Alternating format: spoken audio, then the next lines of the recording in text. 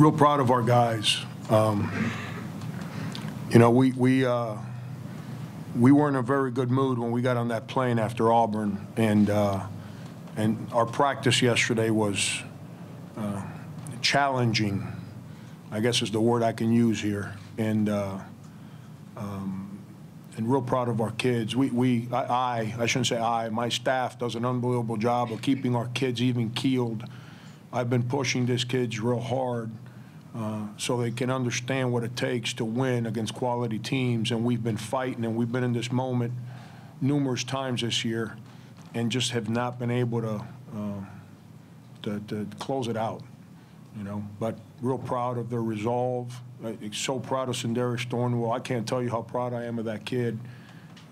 You know, number one, like I said before, for having the courage. It would have been easy to go to another school.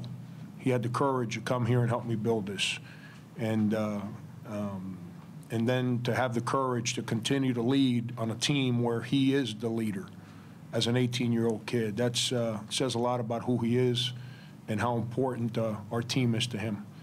But real proud of our kids. Like I told, I'm going to quote what I told them after the game. I said, I was extremely disappointed in our approach when practice started yesterday. Well, I was equally proud for our resolve in our fight today. What was the message you were giving them, and why did that motivate them so well?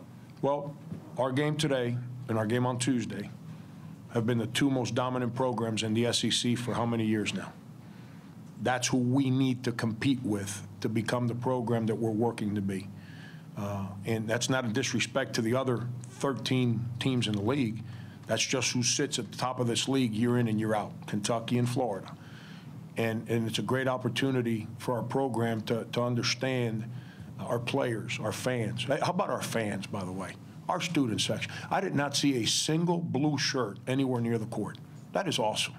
Our student section, our marketing people, how hard they've worked to help us build this program. Our students, I'm telling you, I'm fortunate. I don't mean to go off on a tangent, but you got my brain working here, and I'm exhausted. I haven't been able to think real good. I'm fortunate. I've worked at a place in Cincinnati. I'm with Coach Bob Huggins. He said, Frank, every night, 13,176. That was the attendance number, Cincinnati, every single night we played. I leave there, I go to K-State.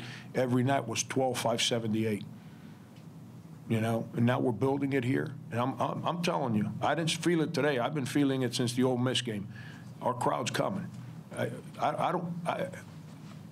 know what happens at football games. Obviously, we know what happened for Don Staley the other night. Unfortunately, I couldn't be here. Got to do this thing called recruiting that kind of got in the way. And I know what happens for Coach Tanner and Chad down the road here. If we do our jobs, we're going to have the best fans in the country in men's basketball. I know it. I feel it. It's coming. But our student section was phenomenal. Every once in a while, I rarely listen to noise. As a coach, when you go out on the sideline, people can be like blowing stuff up, and we really don't. We're so zoned in on our stuff, we don't really know what's going on up there. But there were a couple times during the game that I started hearing cheering, but we weren't playing well. And I said, what the heck's this all about? But all of a sudden, that noise would disappear because I heard a roar from our people. And I'm not real smart, but by the end of the game, I figured out that our fans were not going to allow Kentucky to take over our arena. And that was fun to be a part of that.